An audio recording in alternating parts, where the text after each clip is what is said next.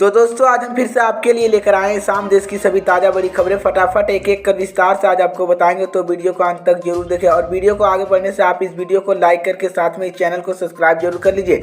जी हाँ दोस्तों, पहली खबर आपको हम बताएंगे कि 25 नवंबर को त्रिपुरा में कनबदन नगर निगम का चुनाव होने हैं। वहीं आपको पता है कि पश्चिम बंगाल में बीजेपी से मिलने वाली कड़ी चुनौती के बावजूद जीत की हैट्रिक बनाने के बाद तृणमूल कांग्रेस की निगाहें अब पूर्वोत्तर पर राज्य त्रिपुरा पर है। ममता बनर्जी की पार्टी स्थानधारी बीजेपी की कड़ी चुनौती दे रही है। तृणमूल कांग्रेस की तमन्ना नेता संसद और मंत्री बीते करीब 1.5 महीना से लगातार इस पर्वतीय राज्य का दौरा कर रही है, जहां विलंबित देव पर नेतृत्व वाली बीजेपी सरकार चल रही है। अब राज्य में तृणमूल कांग्रेस टीएमसी संगठन के मजबूत करने के लिए ममता बनर्जी ने कांग्रेस के पूर्व दिग्गज संतोष मोहन देव पुत्री समिता देवी से पार्टी की जिम्मेदार सौंपिया।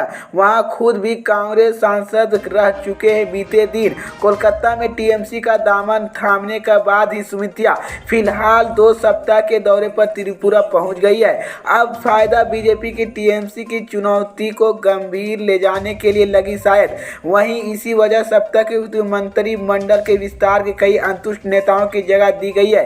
बंगाल की राजनीति पहुंच त्रिपुरा कुछ महीने पहले पश्चिम बंगाल में जो राजनीति लड़ाई चल रही है वहां अब त्रिपुरा पहुंच गई है।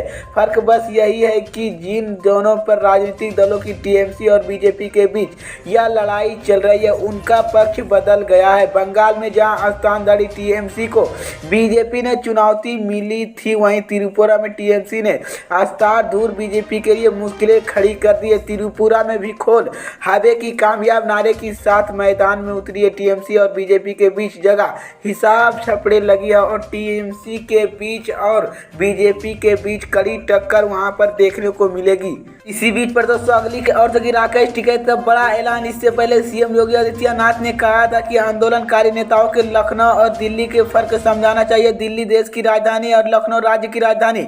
किसने आएगा तो वहां स्वागतम कानून हाथ लगी। वहीं आपको बता दें कि 3 कृषि कानून को लेकर करीब 1 साल से आंदोलन कर रहे किसान नेताओं अब लखनऊ पर चढ़ाई करने का ऐलान किया है। भारतीय किसान यूनियन नेता राकेश टिकैत ने कहा कि 22 नवंबर को लखनऊ आ रहे हैं, सरकार उनका स्वागतम करने का इंतजार करे। इससे पहले सीएम योगी आदित्यनाथ ने कहा कि आंदोलनकारी नेताओं को लखनऊ और दिल्ली के फर्क समझाना चाहिए। दिल्ली देश की राजधानी और लखनऊ राज्य की राजधानी, यह महसूस करना होगा। किसान यहाँ आएगा, उसका स्वागतम कानून के हाथ खिलवाड़ करेंगे। उसी के साथ वहीं आपको बता दें कि 2 दिन पहले 9 नवंबर को राकेश टिकैत ने ट्वीट करके कहा था कि ऐतिहासिक योगी लखनऊ के आयोजित 22 नवंबर को किसान महापंचायत एसकेएम की यह महापंचायत किसान विरोधी सरकार तीनों काले कृषि कानून के विरोध में ताबूत आखिरी कलीन साबित होगी। यहाँ पर पूर्वांचल भी और तेज होगा। अन्नदाता के आंदोलन अंजातर के चैनल पर। वहीं आपको बता दें कि टिकैत ने कहा कि किसानों के आपसी फूट पर उन्होंने कहा कि यह किसान यहाँ पर इसका टेम्परेचर काफी हो तक 200 टेम्परेचर या आपसी कानून यह चलता रहता है। कि टिकैत ने विरोध की भाजपा की ओर से भी बीजेपी किसान मोर्चा 16 से 30 नवंबर तक के बीच पूरे उत्तर प्रदेश में अपनी ट्रैक्टर रैली निकाले जाएगा।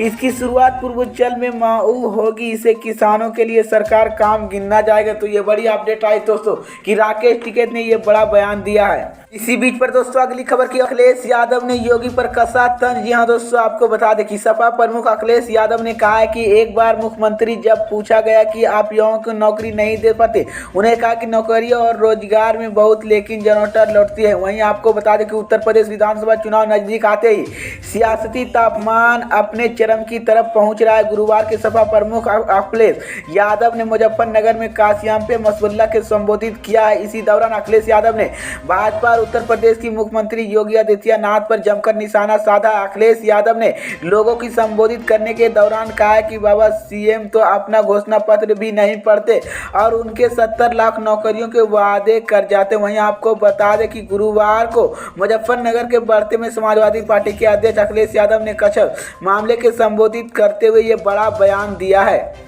वहीं आपको बता दें कि यादव ने कहा है कि उत्तर प्रदेश के पूर्व मुख्यमंत्री और सपा प्रमुख अखिलेश यादव यूपी के चुनाव विधानसभा में हमारी सीधी लड़ाई भारतीय जनता पार्टी बीजेपी से ही जनता के पता कि समाजवादी पार्टी के मुख्य विपक्षी दल और अगले वर्ष में होने वाले विधानसभा चुनाव को बीजेपी और समाजवादी पार्टी के सीधे लड़ाई बीजेपी पर निशाना साधते हुए अखिलेश यादव ने कहा कि योगी जी के बंटने की राजनीति करते और हम जोड़ने की गुरुवार की मुजफ्फरनगर की रैली में दौरान उन्होंने विभिन्न मुद्दों पर बातचीत की बातचीत प्रमुख की। ये तो बड़ी अपडेट आई, तो अखिलेश यादव ने ये बड़ा हमला योगी सरकार पर